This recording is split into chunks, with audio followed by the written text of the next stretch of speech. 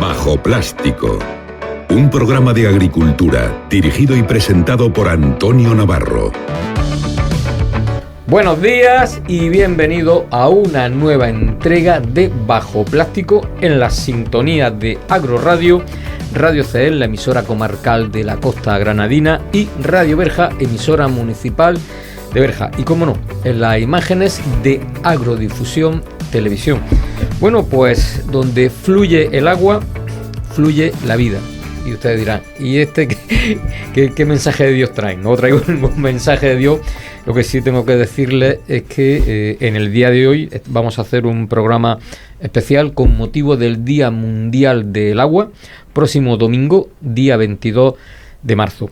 Y para hablar del agua, en este programa vamos a hablar del pasado y también vamos a hablar de presente y futuro. Pues vamos a darle los buenos días y la bienvenida a Francisco Espinosa, historiador, en esta ocasión de agua. Bueno, pues hay que decir que es el autor de un libro que se titula Historia del agua en Dalía el Ejido, Fuente Nueva. Francisco, buenos días. Buenos días, muy hallado. Con tu permiso, Paco, ¿no? Sí, mejor. Más llano todo. Paco, llevamos un rato, pues hablando antes de la grabación del programa, y Juan Manuel todavía no ha cerrado los ojos. Sí, ¿no? Paco, Juan Manuel todavía no ha cerrado los ojos. Juan Manuel Vidaña, tesorero de la Junta Central de Usuarios del Río Adra y también conocido, pues de la organización agraria COA en la provincia de Almería. Juan Manuel, buenos días. Buenos días, Antonio y Paco. Vamos, te has quedado muerto de la historia, el prólogo ha sido, además es que es apasionante, el conocer de dónde venimos y a dónde estamos, o sea, cuando vemos lo que han hecho otros antes que nosotros, por lo que tenemos hoy, es de alabar. Uh-huh. Bueno, Paco, pues creo que, nos vamos a ir a publicidad y volvemos, en cuestión de 2 minutos. ¡Párate ahí! Muy buena.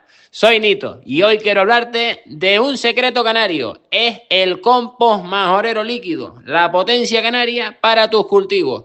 Y lo mejor de todo, mucha eficacia y poco dinero. Consíguenos en todos los almacenes asociados a Azúcar. Bull Lifter, la primera marca con una carretilla híbrida enchufable y eléctrica agrícola, 3 años de garantía y máquina de sustitución en caso de avería.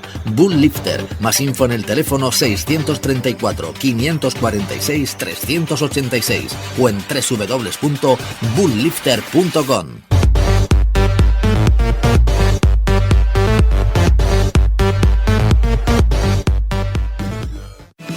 Biosur, empresa dedicada al control biológico y a la lucha integrada. Cuenta con una amplia gama de insectos auxiliares para asegurar el éxito de tus cultivos. Formada por un excelente equipo de técnicos especialistas que te asesorarán de manera cercana durante toda tu cosecha, buscando las mejores soluciones e innovando constantemente. Biosur, comprometidos con tu éxito.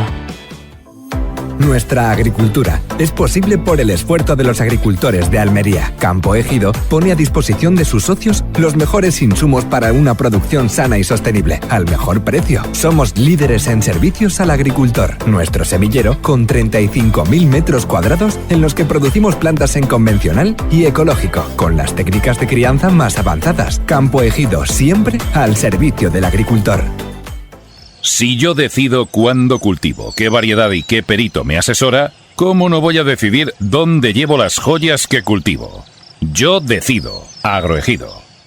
Tengo un problema de trips en la finca que no veas. No seas tan negativo, Juan. ¿Con Orinova también el trips tiene solución? Suelta el potente Orius de Entonova en tu cultivo de pimiento o pepino y verás los resultados. Orinova, el Orius más efectivo. De Entonova, tus asesores de confianza. En Veganic transformamos la agricultura. Vamos más allá de lo ecológico y el residuo cero, con la mejor biotecnología avanzada y más de 25 años de experiencia. Creamos soluciones veganas, sostenibles y cruelty free. Biocontrol y bioestimulación basados en la naturaleza para un futuro responsable, con valores y un legado para las nuevas generaciones.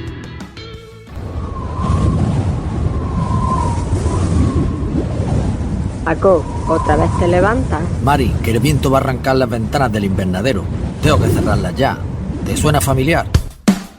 Con De Gier, automatiza tu invernadero, ahorra energía y gana tranquilidad. Llama a tu proveedor y pide De Gier. Tecnología que cuida tu cultivo y tu descanso. Información de interés para los agricultores. La maquinaria para trabajar en la agricultura europea debe cumplir normativa Euro 5 con certificado CE. Si no es así, corres el riesgo de precintado de maquinaria y devolución de subvenciones si las tuvieses. Si algún comercial te dice que no se puede matricular la maquinaria nueva, desconfía. M&S Nutrientes es una empresa nacida en la agricultura de Almería. Entre sus productos destacan 3 productos: M&S Calcio, M&S Algas y M&S Power. Su uso en conjunto potencia las defensas de la planta ante virus y estrés productivo, consiguiendo que se mantenga la producción y la calidad de los frutos. Agricultor, solicite información y producto en el teléfono 635 46 5202. Bajo Plástico. Bueno, ya estamos de vuelta después de esta pausa publicitaria tan importante para la subsistencia del medio de comunicación. Pues Paco, creo que hoy tienes un protagonismo porque, es decir, la historia que siempre se ha dicho que Almería era muy seca, la comarca del Poniente, ya ni te cuento. Bueno, pues hay muchas iniciativas, pues para poder encauzar el agua y distribuirla para el riego, en este caso de agricultura, ¿no? Paco, ¿hasta dónde nos vamos a remontar? ¿Hasta qué época nos vamos a remontar? La primera iniciativa. Vamos a remontarnos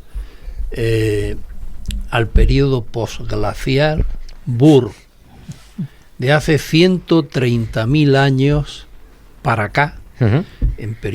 Empezó un periodo donde la superficie de prácticamente toda Europa era un glaciar, era helada, y comenzó a partir de 130.000 un periodo climático nuevo que fue deshelando, fue deshaciendo progresivamente toda esa superficie helada, hasta llegar a un periodo que los científicos han llamado el periodo del Holoceno, que es un periodo que empieza hace unos 12.000 años antes de la historia de Cristo, del nacimiento de Cristo, y a partir de ahí vivimos en el Holoceno, en ese periodo Holoceno. Bien, desde el principio de los tiempos, este territorio que hoy vemos cubierto de plástico, mayormente de plástico, era un territorio predominantemente seco, erial. Eran eriales toda la superficie en todo ese periodo. Hubo un periodo intermedio que se llamó el periodo óptimo climático, que fue en torno a unos 6.000 años antes de Cristo hasta los 4.000 años antes de Cristo, en que por evolución climática fue un periodo relativamente húmedo. Se dice que coincidió con el periodo en el que el Sáhara formaba parte de un paisaje tropical, cubierto, vegetal. Bueno, pues ese periodo en la península y concretamente en nuestra zona fue un periodo relativamente mucho más húmedo que el actual. Los ríos conllevaban agua de forma permanente, la Almanzora, el Andaraz y en general todo el río Adra, por supuesto, llevaba un caudales abundante. Bien, pero a partir del 3000 antes de Cristo, el clima se estabilizó bastante y es muy similar al que tenemos actualmente, quizás un poquito más lluvioso que el actual, pero muy poco. Es decir, que el sureste peninsular y la zona que habitamos siempre fue una zona bastante árida, la más árida de la península. Y las tendencias climáticas que apuntan los científicos del clima hacen que la perspectiva hacia el futuro es que la aridez va a seguir aumentando y el sureste peninsular, Almería, Murcia, tiene tendencia cada vez a tener menos cantidad de agua procedente de la lluvia. Como has dicho al principio, donde hay agua hay vida. Exactamente. Es decir, y hay que plantearse con qué condiciones vivieron los que habitaron este territorio del sur peninsular, y concretamente de la provincia de Almería y del Poniente, ¿qué expectativas tenían? Bueno, pues eran las expectativas propias de un terreno, ya hemos dicho, pues con una superficie de su territorio bastante árida, cubierta por matorral, arbustos, algún que otro acebuche y tal. Era la predominancia, los hartos, los famosos hartos, ocupaban la mayor parte de toda esta superficie. Pero aquí agua corriente nunca ha habido. Aquí no ha habido nada más que ramblas que han salido ocasionalmente a lo largo de la historia de los tiempos, y que esas salidas provocaron que la tierra que cubría Sierra de Gádor progresivamente fuera arrastrada y formando las cañadas que hoy conocemos en el territorio del Ejido. Las cañadas no son nada más que eso, la erosión y por tanto la decantación de los limos que arrastraban en las zonas bajas donde morían estas ramblas, con la particularidad además de que en el Ejido, concretamente en su territorio, la mayor parte del territorio es un terreno que llaman endorreico, dicen los geólogos y geógrafos. Endorreico, ¿por qué? Porque no tiene salida al mar. Es decir, si saliesen de nuevo las ramblas de manera impetuosa, pues lo único que hacen es inundar las cañadas, pero no hay un cauce que desemboque en el mar.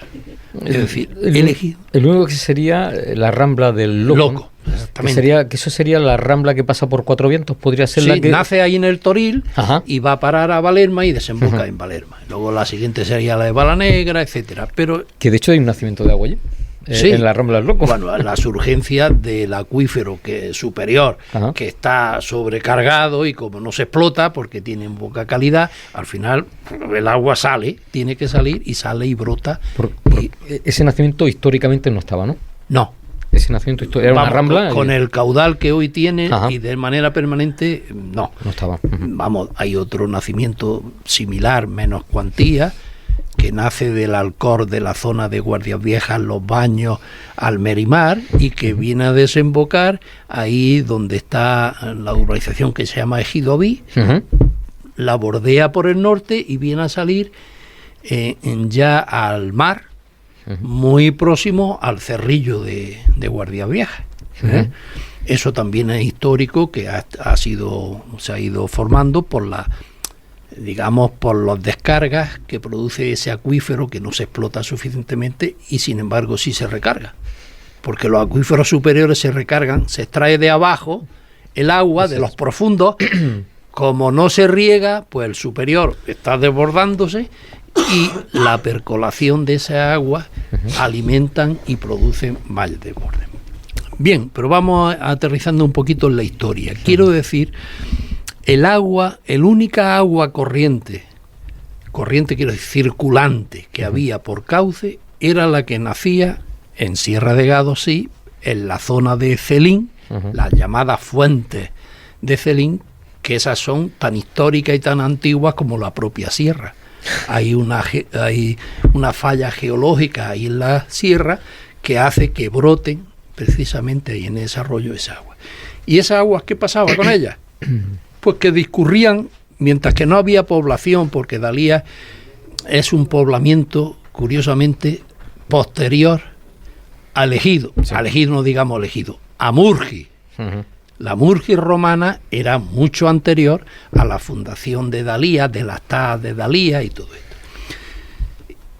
Quiere decir que en la cabecera de ese nacimiento no se aprovechaba el agua, sino Murgi, ¿de dónde se nutría para sus termas, para sus servicios de eso? De las fuentes de Celín que corrían por la rambla del Almecete, y allí las tomaban con acequia y las traían hasta donde estaba Murgi. De hecho, hay un lienzo todavía de esa antigua acequia de la ciudad de Murgi en un camino ahí en Pampanico. Sí, eso a mí me interesa, y un lienzo, y hay algo más que un lienzo. Desgraciadamente hubo un impacto de un accidente ahí en la zona del Cortijo de los Seis Señores, que reventó lo que yo y algunos otros que nos dedicamos a estudiar eso, pudo ser una especie de embalse regulador, porque el agua no iba a llegar directamente desde el arroyo de Celín por la acequia sin ninguna descarga previa hasta Murgi. Se entiende que debía haber alguna zona de acopio para expresión, para poder regular y que llegue el agua que tú quieres. Es decir, todo eso está pendiente todavía, fíjate, de terminar de cerrar, porque el desarrollo de todo este territorio lo que ha producido es que los pocos vestigios que pudiesen haber quedado, pues se han demolido, se han llevado por delante y ahora hay que intentar reconstruir esa historia.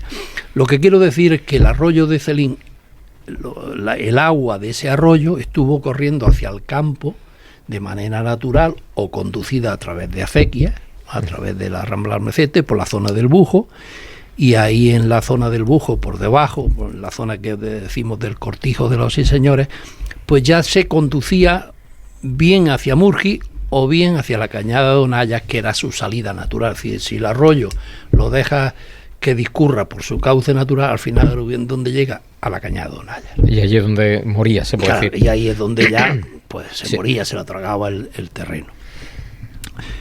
Por eso, cuando tanto los iberos, los fenicios y sobre todo los romanos se asientan en Ciavieja, donde está actualmente el ejido, cuentan con un caudal que le permite vivir y desarrollar su vida porque tienen ese agua corriente.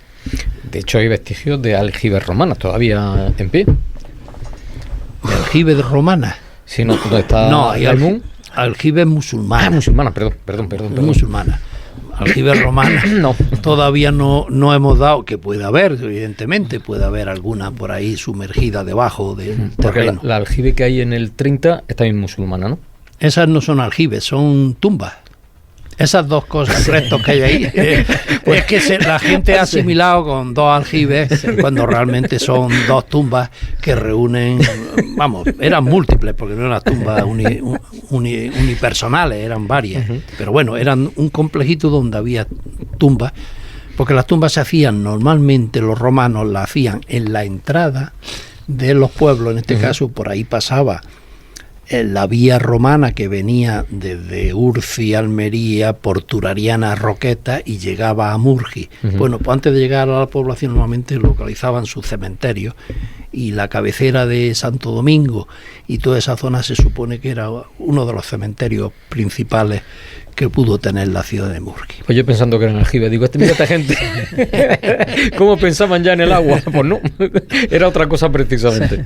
Continúa, Paco. Bueno, tampoco quiero monopolizar todo el tiempo. Sí, pero bueno, vamos a contar el pasado. Pero la historia antigua, la edad antigua, que podíamos decir que finaliza con la entrada de los musulmanes y la ocupación que hicieron los musulmanes del territorio de la península, de la mayor parte del territorio, pues llega hasta el siglo VIII fundamentalmente, después de Cristo estamos hablando, porque en medio hubo después de los romanos un periodo visigodo, en fin, hubo ahí un periodo un poco de incertidumbre durante algún tiempo hasta que los musulmanes se asentaron en el Valle de Dalía y eso supuso que retuvieron definitivamente los caudales de las fuentes de Celín y pusieron en regadío, abancalaron, la palabra bancal viene de la terminología del árabe, abancalaron la mayor parte de la superficie y pusieron en regadío por tandas.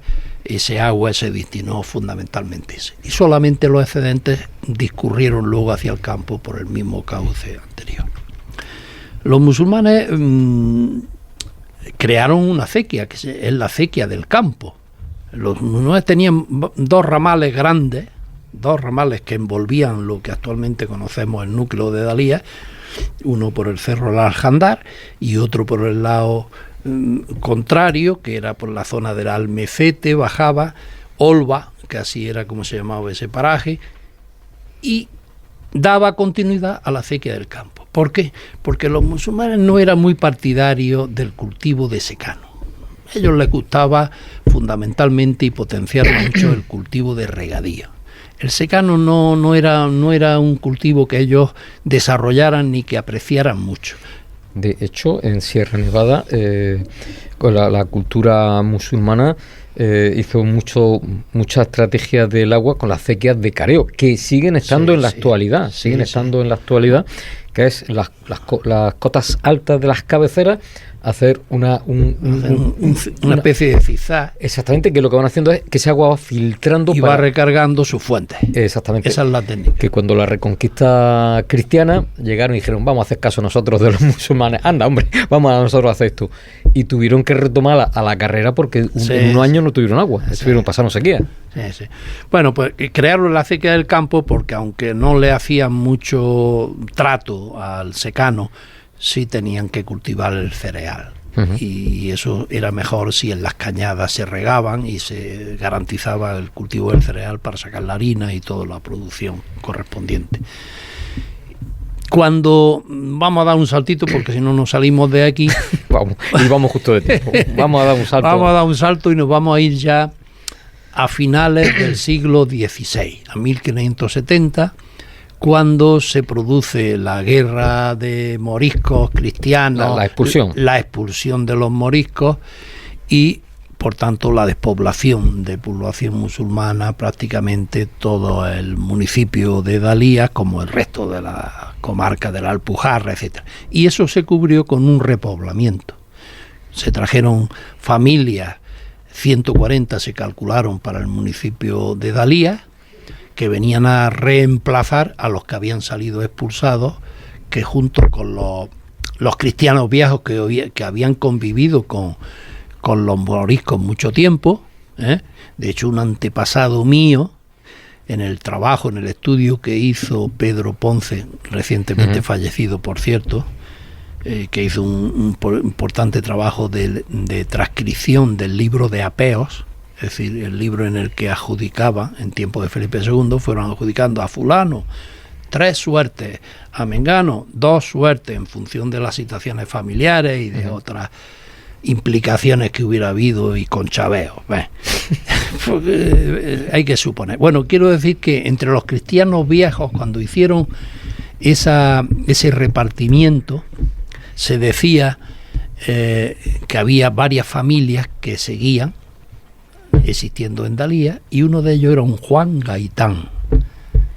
Mi segundo apellido es Gaitán. Señor. Yo quiero entender que en esa familia de Juan Gaitán dio paso a lo largo de los siglos a la dinastía, por así decirlo, de los Gaitanes en Dalía.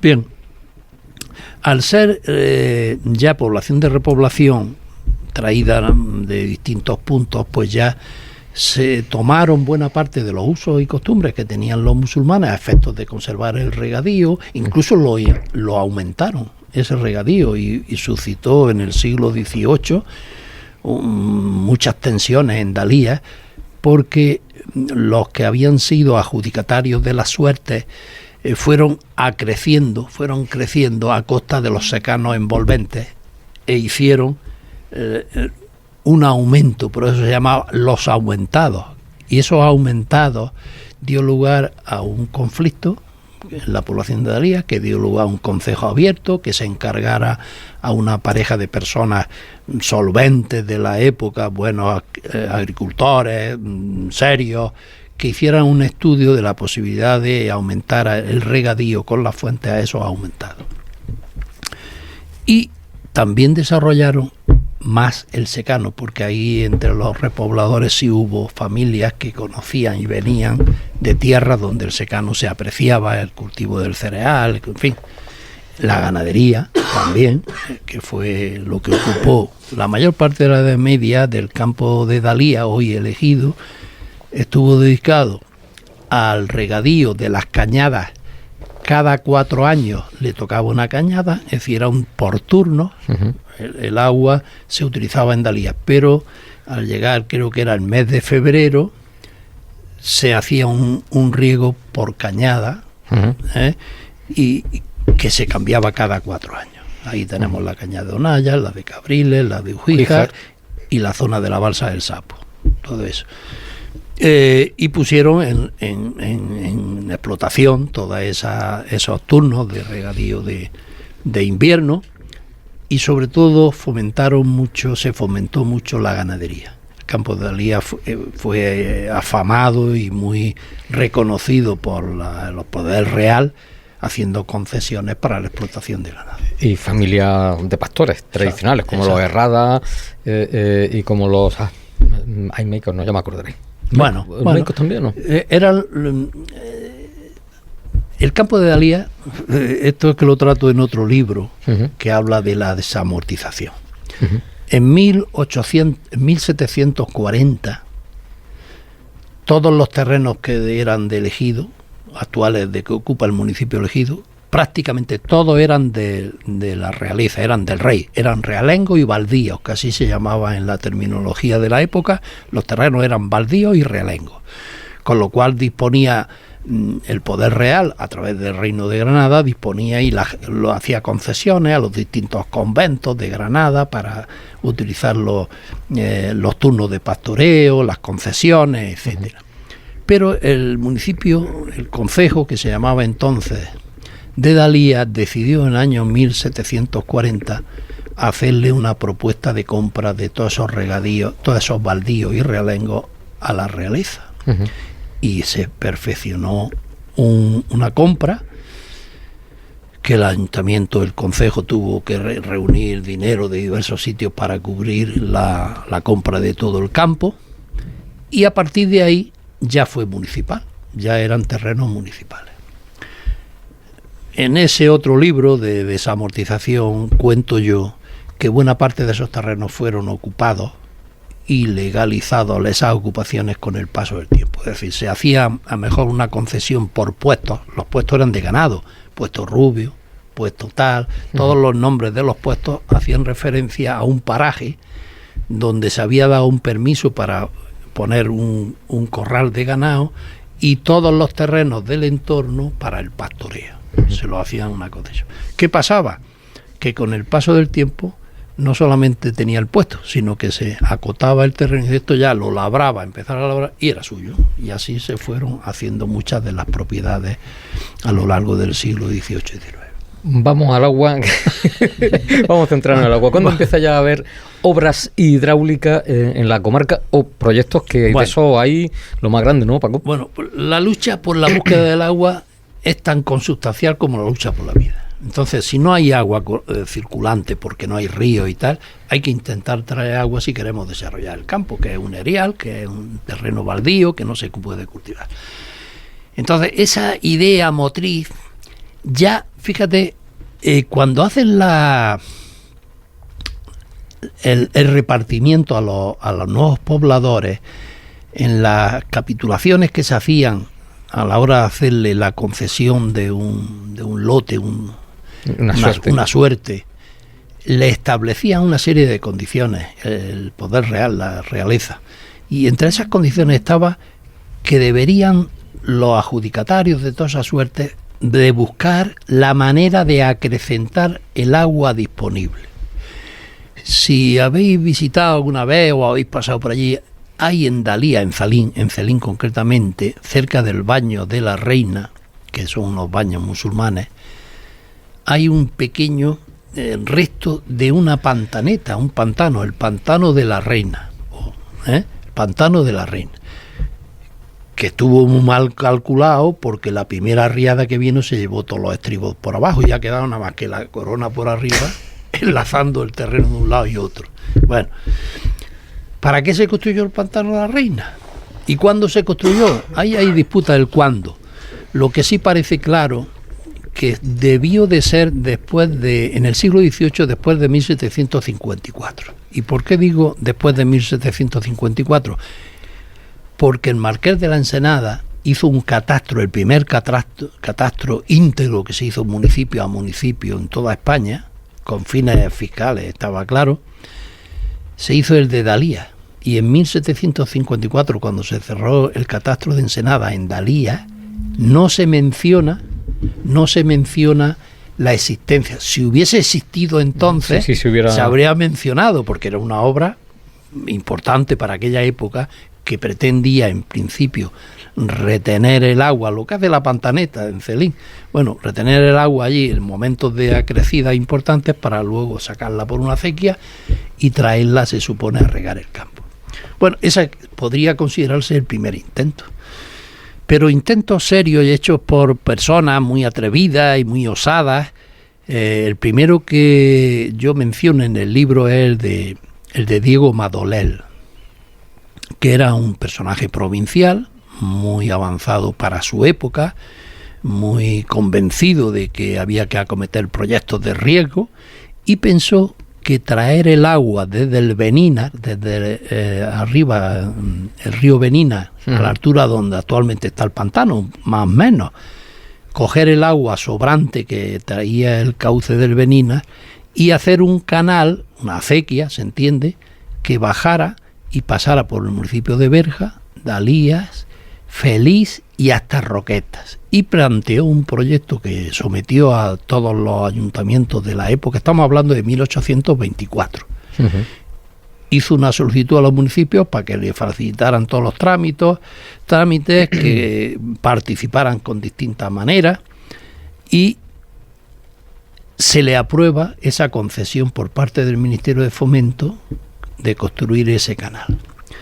Desgraciadamente, la primera experiencia del 24 fracasó porque no se habían hecho estudios serios y apenas empezaron las obras surgieron las dificultades, y no se reanudó hasta años después, concretamente en 1845, se vuelve a reanudar por un sobrino suyo, de Madolell, que consideraba que esa posibilidad seguía existiendo y que si además se recogía el río Cádiar, que es un municipio ya de Granada, y se traían las aguas también hacia Benina en vez de llevarla hacia el Guadalfeo, pues se podía incrementar. Hacer una desviación de la cabecera, ¿no? Exactamente. Derivar la cabecera hacia acá. En definitiva, era traer agua desde la cabecera del Benina hasta el poniente.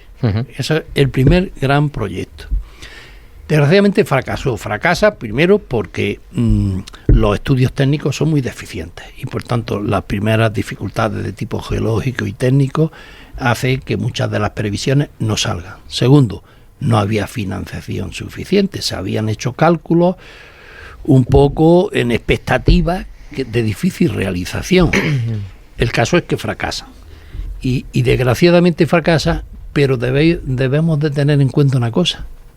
Precisamente poco más de un siglo después, en los años 80 ya del siglo XX, estábamos hablando del siglo XIX, fue cuando se hace la obra del pantano de Benina y el canal de Benina, que prácticamente responde al mismo esquema que pretendía hacer Madolell en aquella época.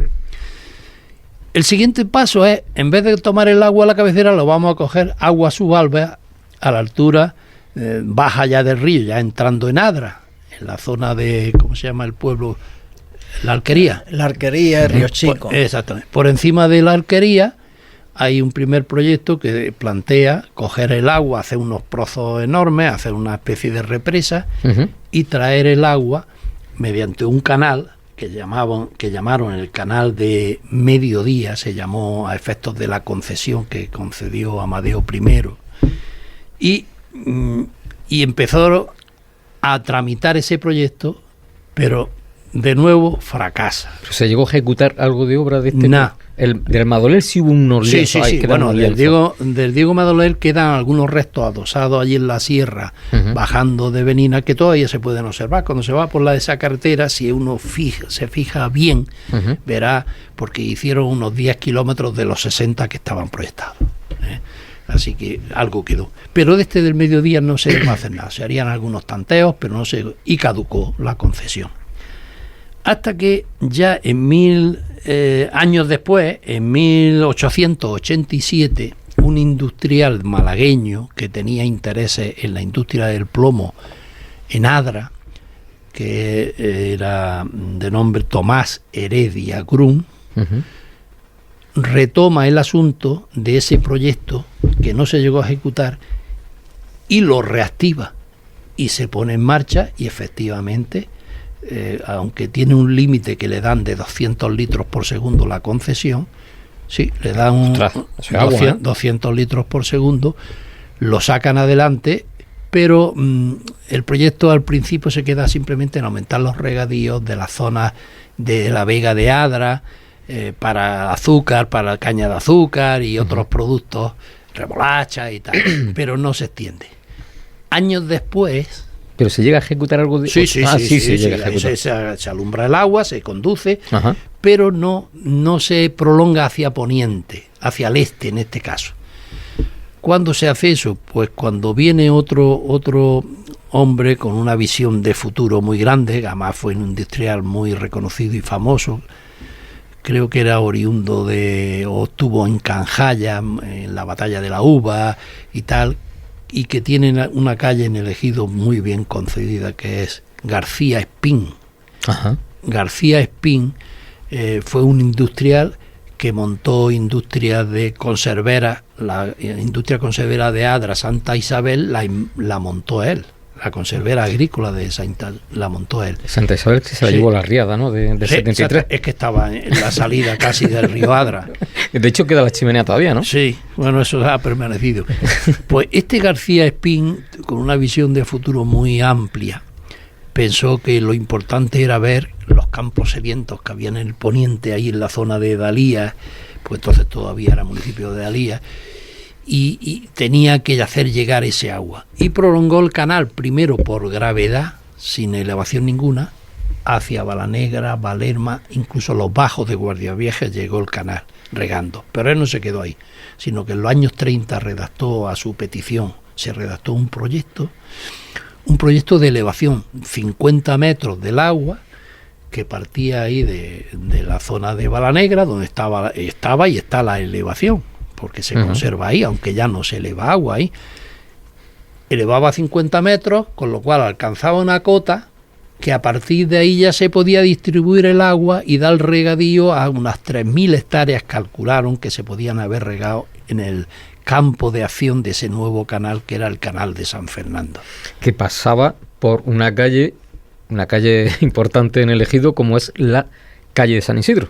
Claro. Estando, creo que donde está la Plaza Manolo Escobar, ahí había un cañaveral, y me recuerdo yo, porque nos bañábamos los chiquillos en el canal. ¿Tú también? En medio de esa cañaveral, y ahí lavaban las mujeres la ropa y todo eso. El canal venía por todo Cuatro Vientos, se metía ahí por el Ejido Sur y me cruzaba hacia el norte y ya se iba hacia arriba, todo lo que la cota le permitía, hacia arriba regando campo, y luego bajaba de nuevo. De hecho, en tu época de concejal fue cuando se enderezó la calle y se quitó el canal de San Fernando. Claro, porque ya el canal, el desarrollo urbanístico exigía que ese canal no podía estar a la vista ni con esa forma sinuosa, sino que una culebra harta ratón. Exactamente.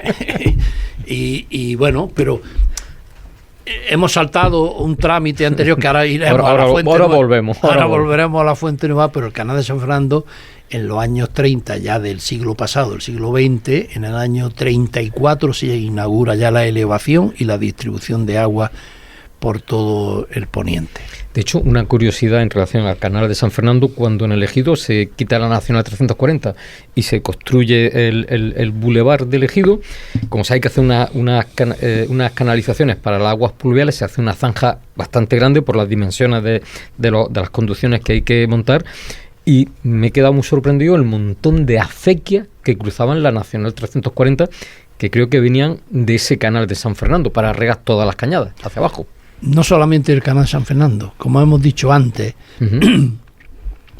el agua de las fuentes de Celín discurrían hacia el Ejido en la época, en toda la Edad Media, ya la Edad Contemporánea también, la Edad Moderna, y los cristianos, por así decirlo, establecieron una red de acequias. La acequia del campo se fue abriendo en muchos ramales que discurrían, muchas a cielo abierto, la mayoría a cielo abierto, por medio del pueblo del Ejido, y atravesaban la Nacional 340 por múltiples sitios. Es decir, que la red de acequia, parte la hizo la acequia del campo, a partir de la acequia del campo, otra Fuente San Fernando, y llegamos al capítulo que ocupa la mayor parte de mi libro, que es la Fuente Nueva. La Fuente Nueva fue, bajo mi punto de vista, el aldabonazo que necesitaba el campo para iniciar su desarrollo. Había estado sediento durante siglos, viendo que el agua no llegaba, hasta que en 1900, después de constituir la sociedad en 1892, concretamente en 1892, se constituye la sociedad San Miguel de Fuente Nueva, que así se llama. Pero ¿esa es la sociedad que hizo Fuentenueva o la Valerosa? No, esa es la que hizo Fuentenueva. Antes hubo otra que yo iba a pasar por un poquito por encima porque no nos ocupe todo el tiempo el tema. Vamos a la que dio agua. Sí, porque la Valerosa fracasó en el sentido de que no alumbró tanto caudal como buscaba. Abundó unos litros, 10, 12 litros, y eso era insuficiente para el objetivo de hacer una acequia por todo el cerro y traerla hacia el campo. Perdón. Entonces, 14 de los socios, que habían estado casi 100 en la Sociedad de la Valerosa, decidieron avanzar, pensando en que tenían que incidir en la sierra, buscando el acuífero dentro de la sierra por otra mina, porque todo esto se hacía con permisos mineros, como si se buscara mineral, cuando realmente las sociedades amigas de Fuentenueva buscaba el agua, descaradamente buscaba el agua, porque el agua era muy necesaria para regar el campo. Y en 1894 alumbran los primeros litros, importantes ya, que ya fueron creciendo porque la galería fue aumentando y tal, y a principios del siglo XX ya está hecha la acequia y cae por el chorreón de Pampanico el agua. Que por cierto, ese agua dio lugar que yo naciera en el Ejido. ¿Y eso? Pues, porque, el salto del agua motivó a la familia. El salto de agua. No, lo explico sencillamente. Mi familia Espinosa eran molineros todos ellos en Celín. Venían de tradición de molinos. Claro, uno de los Espinosa, mi abuelo, Francisco Espinosa Criado, viendo que ya el agua iba a correr por el campo, nada más caer por el chorreo un poquito más abajo, decidió pedir una concesión para que le permitieran hacer un CAZ, hacer una derivación de la Fuentenueva y hacer un molino. Y ahí en ese molino fue donde nací yo, porque ahí nació mi padre y ahí nací yo antes. Bueno, el caso es que la Fuentenueva sí que supuso que lo que era un riego muy inestable, como era cuando hubiese excedentes en las fuentes, y cada 4 años. Y cada 4 años, no, la Fuentenueva ya, los propietarios que tenían las acciones, porque eran 14 accionistas, y reunían las 80 acciones que hicieron de la sociedad, y esas 80 acciones eran todas las horas del año de la fuente, ¿no?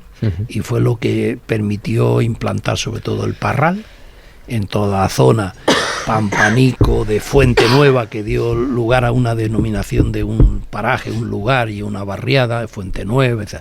Porque se fueron haciendo cortijos con su aljibe, con su era, con todo equipado, y fue provocando el desarrollo de este campo. Desarrollo que vino luego posteriormente, a partir de los años 30, 40, con los primeros sondeos, pozos que se hicieron en el campo, y que muchos de ellos, de estos pozos, los primeros que se hicieron de manera sistemática, lo hizo una compañía eléctrica. Y diré, ¿una compañía eléctrica haciendo pozos? Pues sí, muy sencillo.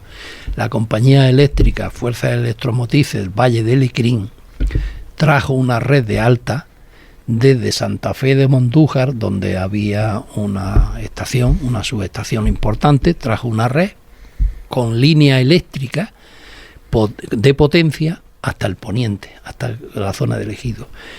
Y a lo largo de la carretera nacional 340, desde Santa María del Águila, el Ejido, y del camino del cementerio en el Ejido, se hicieron una batería de pozos que lo hizo todos la mayor parte de ellos lo hizo esta compañía eléctrica. ¿Para qué? Para vender energía y sacar el agua. Con el tiempo esta compañía se desprendió de eso y se la cedió, se la vendió, lo que fuera, a los distintos agricultores que aprovecharon el agua que estaba manando. No era un agua de mucha calidad, porque era un agua del acuífero superior, con dosis de salubridad por encima de lo deseable, y por tanto, por eso con el paso del tiempo ya llegó el IRIDA, planteó un plan para hacer pozos más profundos, sacar agua de más calidad, y hizo toda la colonización que conocemos desde Roquetas para acá, San Agustín, en Las Norias, el Solanillo, todo eso ya estamos hablando a partir de los años 40, 50 en adelante. Sobre todo pinchando en la falda de Sierra de Gádor, que es lo que es, todos esos son de los que alimentaban ese canal de colonización, como bien dice, que regaba toda esa parte de los sectores, los distintos sectores. Exactamente. De eso. De hecho, el sector sexto, que es el que riega fundamentalmente Valerma, estaba pensado sustituir el agua que iba a ir de Benina hacia Almería, que se quedara en el sector sexto, y Almería pinchó en la zona de Bernal también una batería de pozos que era la que ha alimentado a Almería de más calidad. Sí, pero hasta hace poco, ¿eh? Sí, totalmente. Hasta ayer. hasta hace poquito, ¿eh? Totalmente. Hay en el libro una mención a una experiencia, porque claro, una vez que empieza el agua de Fuente Nueva, el agua del canal de San Fernando, los primeros pozos que constituye esta sociedad eléctrica, más los privados que hicieron alguna especie de sociedades privadas para hacer algunos pozos, eso fue creciendo progresivamente y alimentó además expectativas que hicieron llamar hacia el Ejido a sociedades extranjeras, concretamente una belga, francesa y suiza. Que está muy cerquita de aquí. Que es la base de donde partió lo que hoy luego fue Tierras de Almería, Cuas Tierra de Almería, y lo que ahora es esta zona que conocemos de este paraje. Eso se hizo en tiempos a finales de los años 50, 59 llegaron aquí, el capital suizo digo, y Robert Ostobón, que era un ingeniero de obra civil, pues fue el que capitaneó el desarrollo, la puesta en regadío, la construcción de una batería de 6 u 8 pozos, un embalse, que era una balsa, donde estaban los motores para luego meter la presión en toda la red. Eso sigue estando, que esos son donde se hace la arqueta de rotura de la comunidad de regantes Tierra de Almería. De hecho, la Asociación Atena pudo conseguir a través de los familiares de Robert Ostobón, Paco Espinosa. Yo estaba de presidente de Atena y conseguí que el hijo, François Ostobón, que había cedido toda la colección de fotos, vídeos, todos los trabajos que había hecho su padre Robert con motivo del desarrollo de esta experiencia en las chozas de Redondo, que era como se llamaba este paraje, pues conseguí que me cediera la colección fotográfica que estaba en el Ayuntamiento de Adra, y con ello se montó una exposición que ahora se quiere volver a circular, porque la pandemia la paralizó. Después de empezar, se paralizó. Fue en el año 20, en 2020. Exactamente. De hecho, vosotros nos cedisteis, nos autorizasteis a utilizar ese material para... De hecho, hay con este hombre le gustaba mucho el cine... Sí, perdón, el Super 8. El Super 8. Tenemos nosotros en nuestra página web, ahí tenemos... Una película que hizo él. Exactamente, más... Con todas esas fotos que nos pasaste hicimos un montaje, es decir, cronológico, es decir, muy interesante. Si alguien quiere ver todos esos documentos, están en la página agrodifusión.es, se tienen que remontar al año 2020. Y Paco, una cosa que hay ahí muy interesante en esa película de ahí hay muchas cosas interesantes. Hay la ventilación forzada. Estamos hablando del 59-60. Riego localizado, Antonio, que era muy vasto. Antonio, yo digo, cuando bien llegó el IRIDA y empezó todo el proceso del Instituto Nacional de Colonización a colonizar, el cual, en fin, tuvo mucho protagonismo el municipio de Roquetas, porque fue el primero por el cual empezaron, ¿no?, ese desarrollo. Y se vendió mucho en el tiempo que el primer invernadero que hubo en la provincia de Almería lo hizo el piloto, ahí en la zona del Parador Roquetas, decía. Y yo tengo datos de que el primer invernadero lo hicieron los belgas que trajo Robert Ostobón, y que ahí está en ese documento. Pero además un invernadero que no era un invernadero tipo Parral, era un invernadero de tecnología casi actual. Sí. Porque era con cristal. Con ventiladores, de extractores de aire, en fin, era muy bien. Tenía humidificadores en las bandas, tenía tela de saco con humidificadores, ya había entutorados, ya se ve el tema del entutorar. El hilo era el de yute, ¿sabes? Y el de pita, que era el que había por aquí. ¿Sabes? Sí. Ahí se veían técnicas actuales, es decir, más vastas, se puede decir. Ese invernadero, por los datos que yo pude sacar, estaba construido ya en 1963. Con una tecnología, ya digo, que aquí en España no se conocía. Y por tanto, quizás fue este el primer invernadero. Es verdad que no era un invernadero tipo Parral, con sus cordás, con sus palos y tal, no, era otro tipo, pero... Paco, dicho, esta empresa, los belgas franceses estos, el tema de los setos, ahí se empezó a hacer el tema de los setos, pero bien hecho, los setos bien hechos. Y lo que tengo duda es que si también se comenzó a hacer el enarenado en la finca esta. Ahí ya tengo dudas. No. Yo cuando estuve haciendo el libro, contacté aparte con la familia Ostobón para que me dieran toda la información que tenían, la gráfica y la histórica que me aportaron, incluso estudios geotécnicos, porque el hijo de Robert Ostobón, François, vino aquí con el padre porque había acabado la carrera de geólogo y lo utilizaron para hacer los estudios de geología en los sondeos de los pozos y todo eso, el seguimiento luego en las extracciones y tal. Bueno, pues he perdido, no sé, estaba yo de hecho, Paco, el Ostobón era amante de, pues hacer excavaciones arqueológicas, y aquí había una serie de tumbas prehistóricas de la edad de las torres, de las pirámides egipcias o anteriores, ¿no? De unos 3.000 años antes de Cristo. Es decir, es de la época casi de los Millares, del poblado de los Millares de Almería, porque era la época megalítica, donde aquí se asentaron a lo largo de todo el campo, en las zonas donde tenían mejor posibilidades de cultivo. Ten en cuenta que ya estamos hablando de un tiempo en que se pastoreaba y se cultivaba, y no eran nómadas que iban hacia los sitios, que se asentaban en los sitios y morían en los sitios, y en esos sitios construían sus tumbas megalíticas, de las cuales Robert Ostobón, que era una persona bastante entendida, aficionada, no era profesional de la arqueología, sí lo era su padre. El padre de Robert Ostobón era una autoridad en temas de arqueología y prehistoria en Francia, y eso le llevó a que, estando recorriendo el campo, cuando iban a meter máquinas para romperlo todo y tal, pues vio que quedaban restos ya muy deteriorados, muy expoliados, pues lógicamente los pastores, por curiosidad y tal, pues rompieron buscando tesoros y cosas de esas, que te puedes imaginar los tesoros que había, pero bueno, y desarrolló una excavación sistemática. Yo creo que es la primera que se hace en la provincia de Almería de carácter sistemático en los años 60, a principios de los 60, sobre una de esas tumbas que encontraron más entera, por así decir.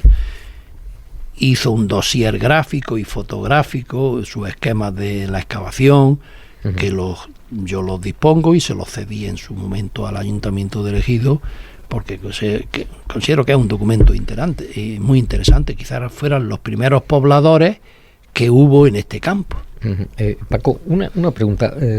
Tú que tienes relación con la familia Ostobón, ¿te han dicho alguna vez el por qué? Porque estamos hablando años 59, previamente estarían por aquí viendo esta zona. ¿Por qué decidieron ellos venir a hacer una producción agrícola? ¿O era una zona donde se experimentaba agricultura? ¿O era ya explotación comercial? No se lo he preguntado, pero yo creo que ellos venían como técnicos, no como inversores. Los inversores eran, ya digo, suizos y franceses, y se buscaron de socio a una empresa almeriense para el tema de la instalación eléctrica. No me acuerdo su nombre, en el libro debe de estar el nombre de la empresa, que asociaron al proyecto de...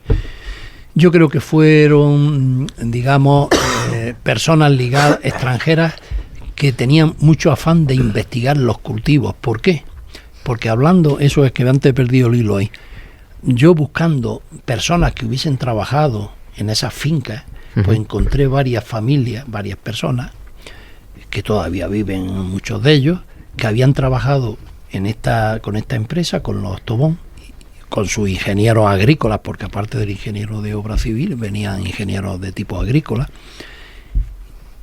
Y me decía un un paisano de aquí, que había estado trabajando aquí en las chozas, dice una cosa muy extraña, porque ponen en marcha un cultivo, una hectárea de alcachofas, porque hicieron cultivos de los más dispersos, hasta caña de azúcar, de todo, alcachofas y muchas cosas.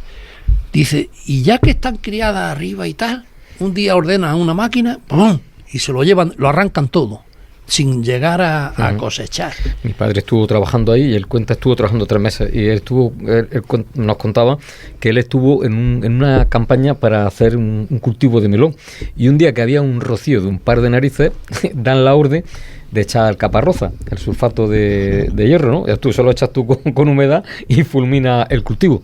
Así se hizo. De hecho, los trabajadores, hombre, que vamos a quemar, y le dijo el encargado, la orden es la orden, por lo que tú digas. Sí, ahí experimentaron todo lo que pudieron y más.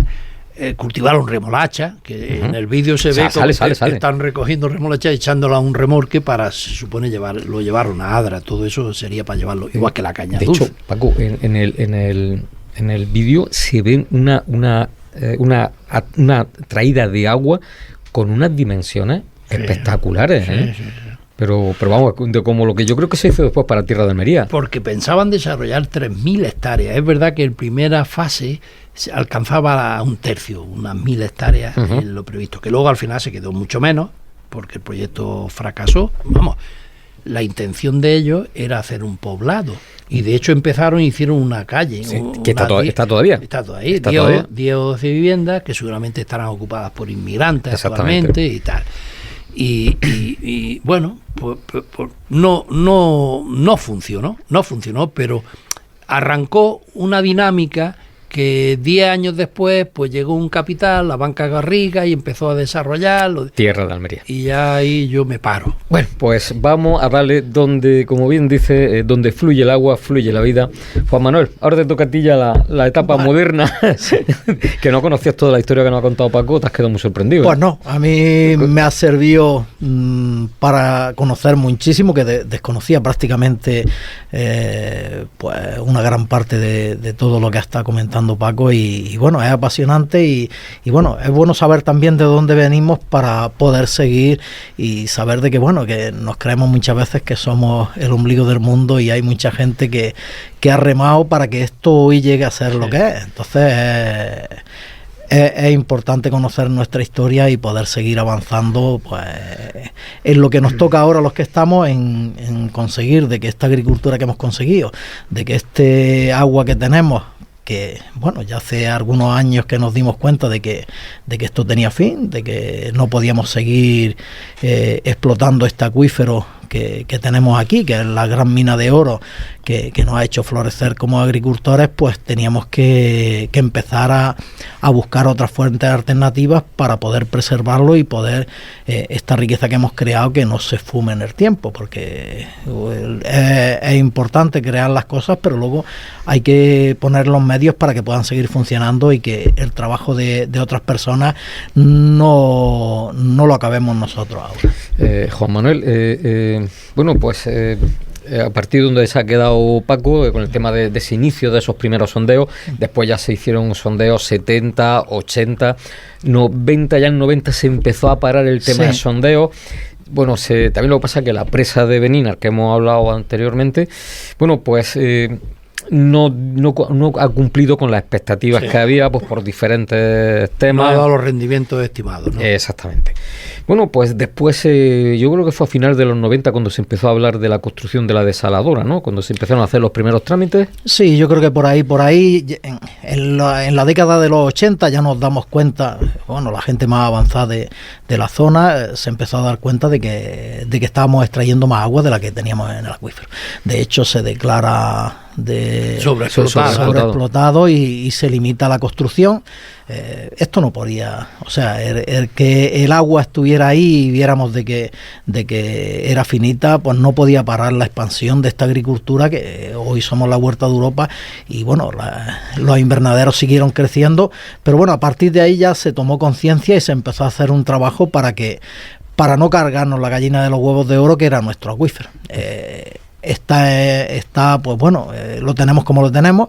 Hay una parte, sobre todo la zona de Agua Dulce, Roquetas, Vícar, que por ahí, como tenemos la intrusión marina, el acuífero, pues bueno, pues hemos llegado a saber de que tenemos toda la costa prácticamente impermeabilizada, quitado la zona de Agua Dulce y la zona de Bala Negra, donde ahí sí no entra, y entonces pues bueno, el está extrayendo más de la que se recarga, pues ha hecho de que haya ya algunas partes y algunos pozos que van a ser irrecuperables.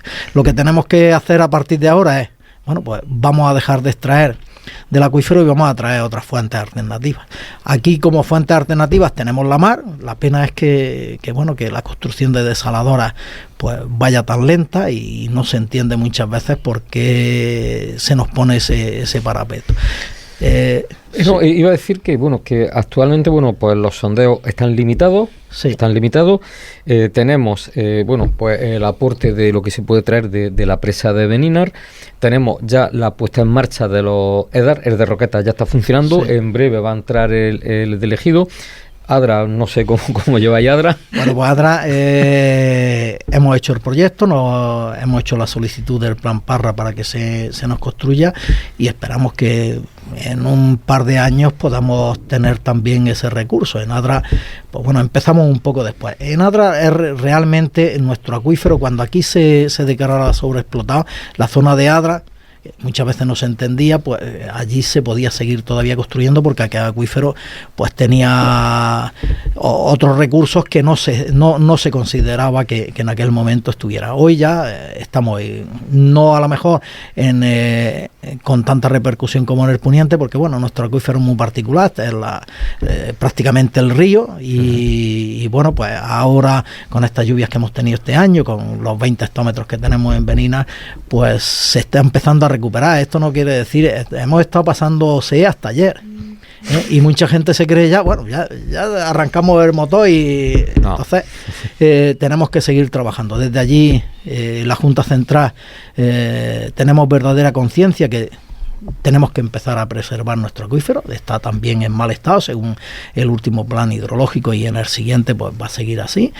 Pero lo más reciente que tenemos y lo más a mano que tenemos es la depuradora de Adra, que bueno, ahí contamos con 1,2 hectómetros, que además ese agua es completamente segura, y luego como Adra Ciudad ha conseguido concesión de la desaladora, pues el agua que va a llegar a la EDAR, posiblemente cuando lo tengamos va a ser de mayor calidad que la que tenemos ahora. El agua que tenemos allí en Adra ronda entre los 2,4, 2,6, depende luego de los periodos, pues se sube algo más, pero pues bueno, por la que llega al ayuntamiento es eso, también 2,4, 2,6, lo que se aumenta al pasar por el pueblo, pues se va por encima de 3. Pero cuando una parte de ese agua que pasa por el municipio sea desalada, pues posiblemente el agua que tengamos en la depuradora sea mejor que la que tenemos ahora mismo actualmente. Pues un poco las previsiones o los trabajos que se están haciendo actualmente para que en la agricultura de la comarca del Poniente y Almería en general, pero nos estamos centrando ahora más en la comarca del Poniente, bueno, es la ampliación de la desaladora que hay en Bala Negra, que se llama Campo de Dalía, la terminación de la construcción que se está haciendo en la Balsa del Sapo de la desalobradora, que ese agua se la va a llevar a la comunidad de regantes Sol y Arena, y también la posible construcción a futuro de otra desaladora en la zona de Roquetas. De hecho está recogida en el plan hidrológico actual, y me imagino que en el siguiente, en esa desaladora, al final ahora mismo hay una dimensión que rondando los 30 hectómetros. Creemos que posiblemente en este plan habrá que recoger que sea una dimensión mayor. Desde Adra estamos en conversaciones con la Junta Central de Usuarios de aquí del Poniente. Ya le han cambiado el nombre, ya es un poco más largo. Sí, ya es como era corto, ¿no? Sí, como era corto, pues ahora es la Junta Central de la CUMA del CUMA no voy a decir el nombre, vaya a equivocarme, pero bueno, que ya están constituidos como CUMA para el tema de la recuperación del acuífero y bueno, estamos en conversaciones con ellos. En esa desaladora nosotros desde ADRA vamos a cuantificar bien lo que necesitamos llevarnos de agua desalada también, porque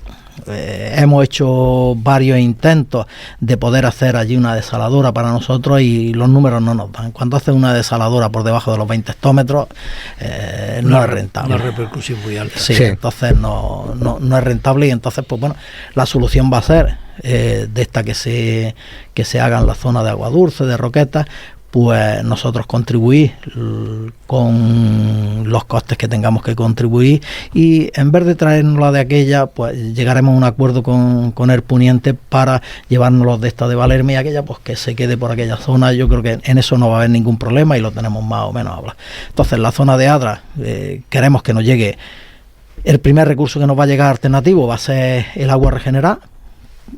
Además es un recurso seguro, es un recurso con todo lo que se pueda decir por ahí y cuando se habla de desconocimiento, es un recurso totalmente garantizado, totalmente controlado, o sea que como seguridad, tiene más seguridad que el agua que estamos gastando ahora mismo. Y bueno, y luego pues en el Poniente, ya metiéndonos en el Poniente, pues bueno, pues como has dicho tú, pues está la ampliación de la desaladora de Valerma, está la construcción de esta, está la Barça del Sapo, está el EDAR de Roquetas que ya está funcionando, que hay una serie de problemas que tienen que ir solucionando por el tema de... Pero yo digo, por ejemplo, el EDAR del Ejido, cuando se ponga en marcha, aparte de los tratamientos terciarios, después tiene un último tratamiento de osmosis inversa para quitar posibles granzas que puedan quedar, más eliminación de conductividad, es decir, se te va a quedar un agua, que ese es el sistema que hay en en la estación espacial, ¿no? que tenemos aquí dando vueltas por nuestras cabezas. Yo creo, por ejemplo, ahora en ADRA se entiende que va a ir un poco a la desesperada, que poner ese tratamiento pues ralentizaría más la puesta en marcha de esa agua regenerada, pero que en un futuro, si se está haciendo con la agua desalada, si lo haces con un agua regenerada, el coste de desalinizar es mucho más barato, ¿no? Sí, pero que, vamos a ver, lo principal es que el desalinizar el agua regenerada es cuando hay un problema de que te va a una conductividad muy alta y que luego las mezclas pues no te van a dar. Nosotros creemos, y esa es la convicción que tenemos, es que en ADRA, una vez que una parte importante del agua de consumo urbano venga de la desaladora de Valerma, pues la conductividad que nos va a llegar va a ser aceptable. El pasar el agua por la osmosis no nos da mayor garantía sanitaria. ¿No? No, yo estaba en esa misma opinión que tú, pero no. La garantía sanitaria la da el tratamiento que se le da que es lo último que se está poniendo, porque en Almería, en Cuatro Vegas, que lleva muchísimo tiempo, pues ahí tenían la planta de ozono y tenían que el coste es más elevado que el de lámpara ultravioleta, y tenían también pues la aportación de cloro para eliminar los patógenos que lleva ese agua. Lo que sí está claro es que en el agua, una vez que lo pasas por la lámpara ultravioleta, lo que son las bacterias se eliminan por completo. De hecho, con la nueva normativa había que irse a 10 partes por millón, y en Murcia, que estuvimos viendo algunas desaladoras, están optando por 0, o sea, porque no 10 y 0 es lo mismo, y entonces se están yendo a 0. ¿Qué están haciendo? Pues aumentar la superficie de lámpara ultravioleta y eso. Y allí, en algunas depuradoras, lo someten a osmosis. A lo que es la osmosis, para quitarle, pero lo que van buscando es que las lámparas ultravioleta, para que funcionen bien, el agua tiene que estar completamente clara, porque cualquier partícula que pase, si el rayo ultravioleta no le llega a la bacteria que va detrás de esa partícula, hace sombra. Hace sombra. Entonces allí lo que nos dijeron, que hay algunas, por las características de la planta y del agua que llega, que el agua no sale completamente clara, y entonces le hacen la osmosis antes de pasarla por la lámpara ultravioleta. ¿Y el ozono ya no lo utiliza? El ozono, lo que se ha optado por es que el coste energético que tiene el ozono es muchísimo más alto que lo que es la lámpara ultravioleta. Es un desinfectante también muy bueno, bueno, similar al que se puede hacer con el cloro. El cloro es también un muy buen desinfectante, pero bueno, luego tenemos el tema de los cloratos y demás que nos pueden dar repercusión. Entonces, en cuanto a ese agua, es completamente segura, y luego, pues bueno, pues tenemos que seguir trabajando. Y luego nosotros, ya hablo un poco en nombre de COAS, nosotros desde COAS lo que sí estamos solicitando es que las plantas de depuración, los terciarios, sea ahora mismo vamos a quedar a la suerte de la empresa que está haciendo el secundario, y hay que empezar a tratar con ellos los costes. Nosotros apostamos por el modelo murciano, que allí eso lo hace directamente la administración, y creemos que es muy importante que lo haga la administración. El EDAR de Adra se va a ir casi, el proyecto que tenemos son 2.600.000 euros. La inversión que hay que hacer. El plan Parra nos lo va a financiar al 100%, con lo cual el gobierno está haciendo ahí una apuesta muy importante y está invirtiendo una cantidad de dinero también muy importante. Creemos que eso, dejarlo en manos privadas, no... Hay incertidumbre. Sí, sobre todo porque esas instalaciones hay que mantenerlas. Claro. Porque para que funcionen bien hay que mantenerlas. Entonces, cuando tú haces una inversión, creemos que la administración ahí tiene que dar un paso más. Ya digo, desde COAS estamos y estamos trabajando en ese sentido de que nosotros, en cuanto a la gestión de los EDA, tiene que ser pública.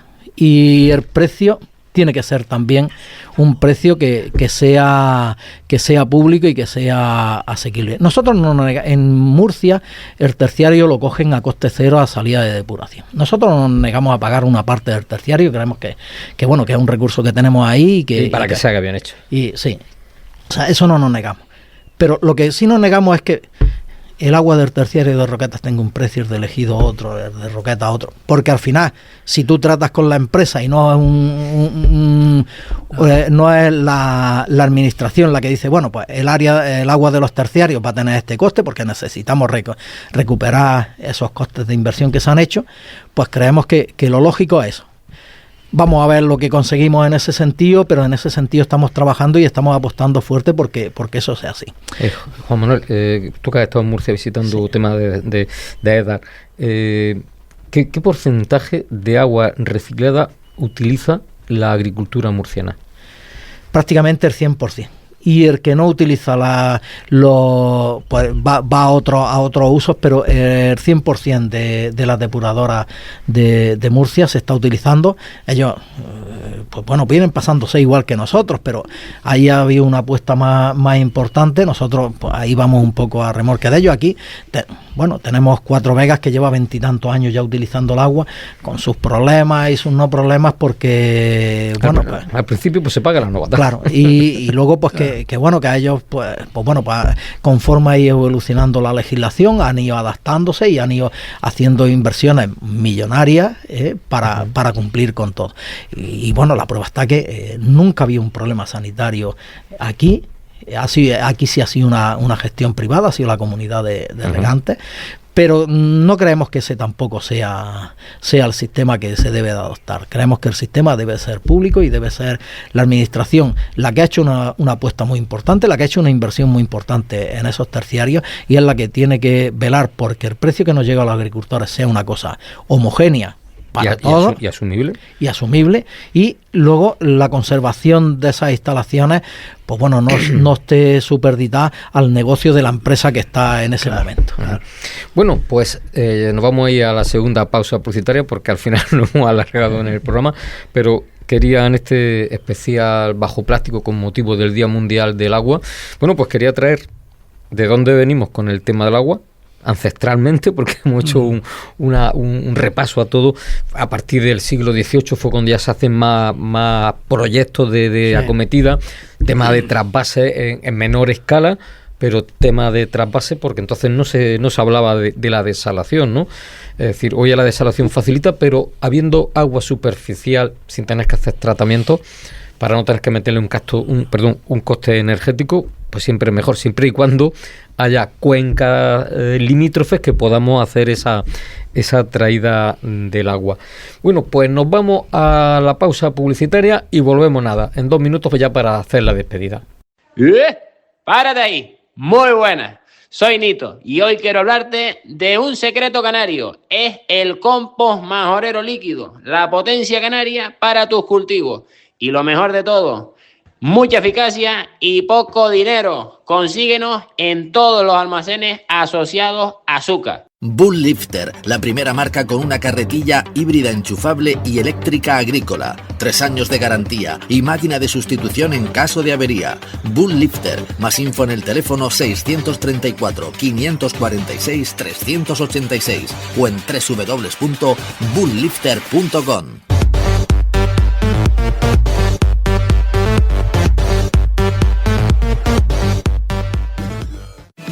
Biosur, empresa dedicada al control biológico y a la lucha integrada. Cuenta con una amplia gama de insectos auxiliares para asegurar el éxito de tus cultivos. Formada por un excelente equipo de técnicos especialistas que te asesorarán de manera cercana durante toda tu cosecha, buscando las mejores soluciones e innovando constantemente. Biosur, comprometidos con tu éxito.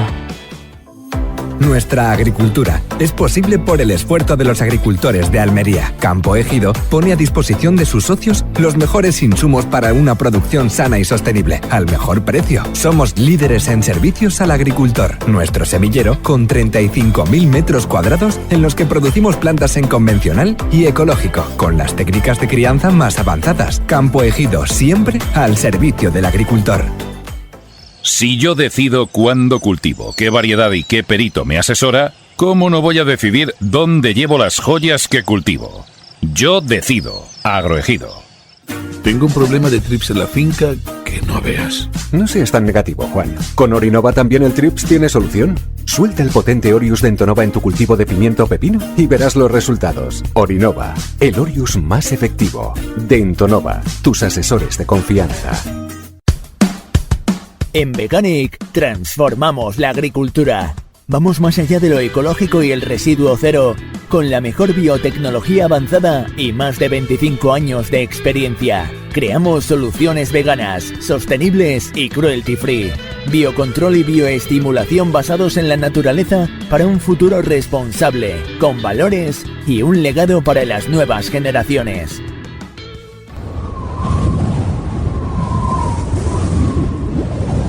Paco, ¿otra vez te levantas? Mari, que el viento va a arrancar las ventanas del invernadero. Tengo que cerrarlas ya. ¿Te suena familiar? Con De Gier, automatiza tu invernadero, ahorra energía y gana tranquilidad. Llama a tu proveedor y pide De Gier. Tecnología que cuida tu cultivo y tu descanso. Información de interés para los agricultores. La maquinaria para trabajar en la agricultura europea debe cumplir normativa Euro 5 con certificado CE. Si no es así, corres el riesgo de precintado de maquinaria y devolución de subvenciones si las tuvieses. Si algún comercial te dice que no se puede matricular la maquinaria nueva, desconfía.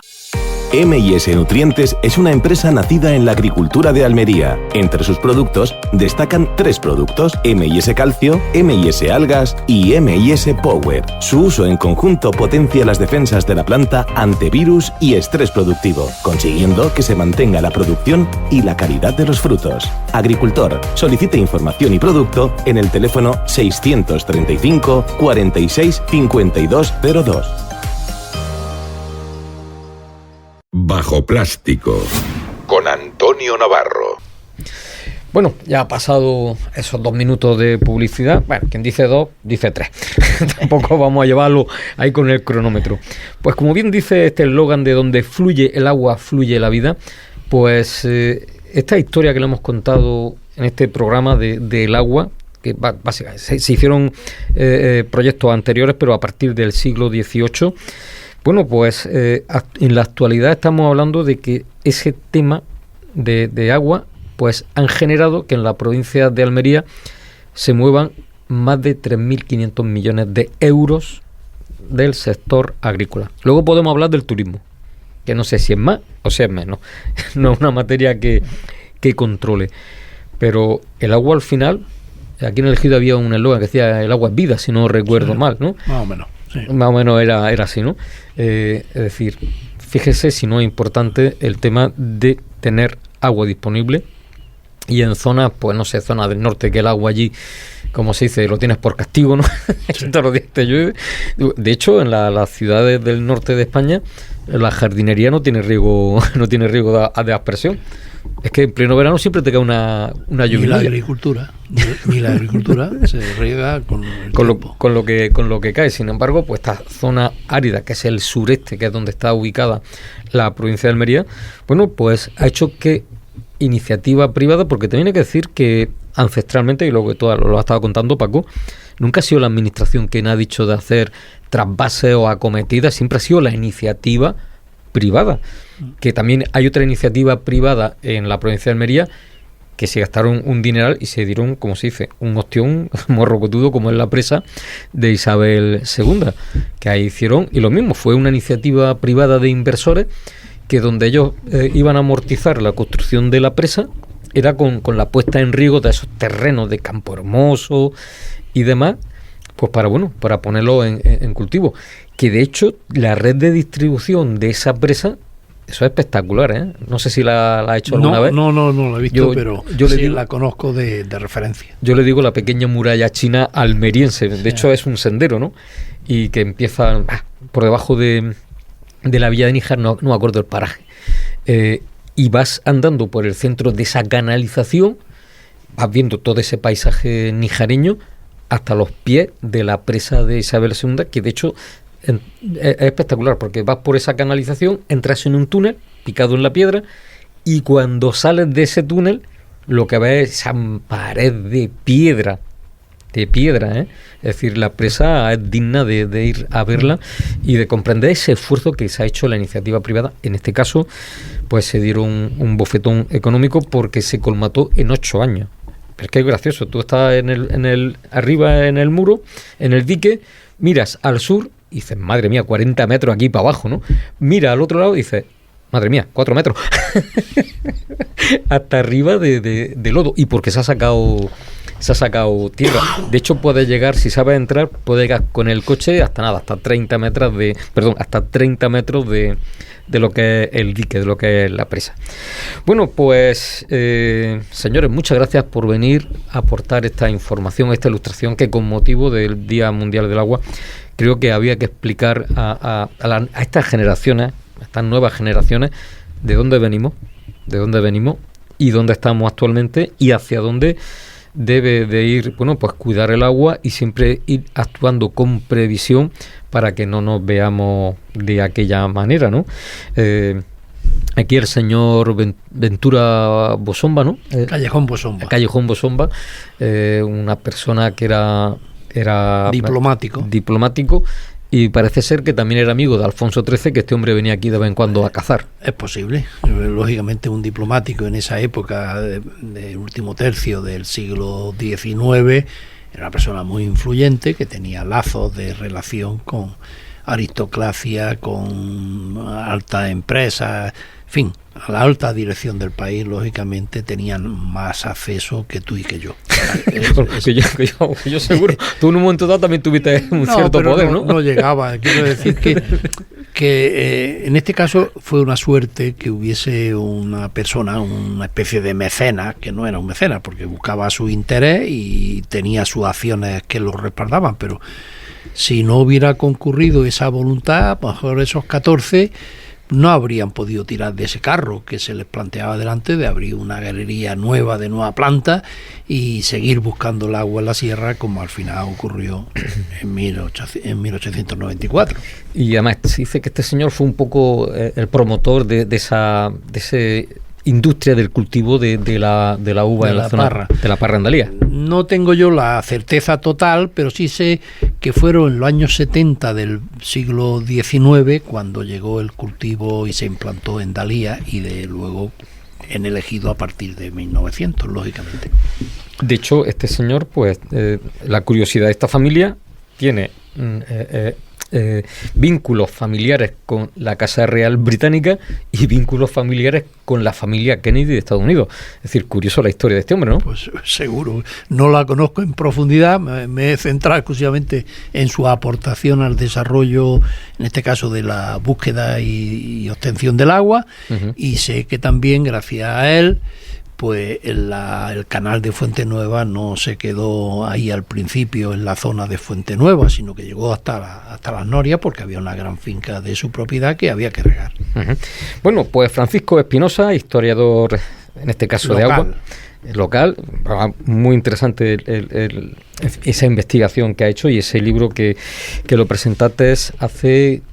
Este fue el primero de los 3 de investigación que he desarrollado. Este fue el primero, el segundo es el de la historia propiamente dicha de la Murgi romana y del crecimiento del ejido, y el último que presenté pues fue sobre cómo pasó de manos públicas a privadas el conjunto del territorio del término municipal, que como he dicho antes, a mediados del siglo XVIII era plenamente municipal todo el territorio, pues eso se fue distribuyendo en las manos privadas por distintos mecanismos. Hubo hasta un mecanismo de usurpación galopante de más de 200 hectáreas que se pretendió en un momento determinado de colar mediante un procedimiento administrativo que afortunadamente lo pararon en el proceso de legalización de más de 200 hectáreas de una sola vez, que eran municipales y que querían pasar a privadas.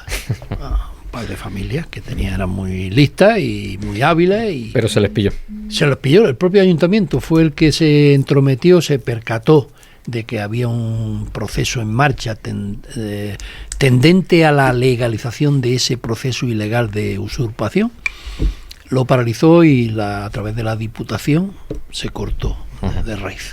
Bueno, Francisco, muchas gracias por venir a los estudios de Agroradio, pero recuerden que este programa se emite en Agroradio, Radio CEL, la emisora comarcal de la Costa Granadina, y también Radio Berja. Francisco, muchas gracias. Gracias a vosotros.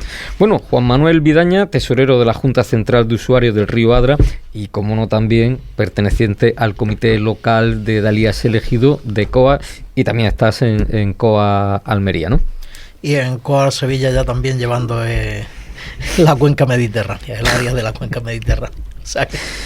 Oye, ¿hay relevo generacional en las organizaciones o que pelee el viejo? No. Gracias a Dios está viendo, pero bueno, hay que seguir aportando mientras que podamos. Juan Manuel, muchas gracias. Nada, gracias a vosotros por darme esta oportunidad, y bueno, pues solo decir que estamos al principio del trabajo, con todos los años que se llevan, que se han relatado aquí de la historia, estamos al principio del trabajo. El agua que vamos a necesitar de aquí a 10 años tenemos que conseguirla hoy. Muchas gracias, Juan Manuel. Bueno, y antes de marcharnos, recuerden, donde fluye el agua, fluye la vida. Pues hasta aquí esta entrega de Bajo Plástico en las sintonías de Agroradio, Radio CEL, la emisora comarcal de la Costa Granadina, Radio Berja, emisora municipal de Berja, y en las imágenes de Agrodifusión Televisión. Pues como siempre decimos, la semana que viene más Bajo Plástico. Hasta luego. Bajo Plástico. Un programa de agricultura, entrevistas, debates, noticias y todo lo que te interesa del sector agrícola.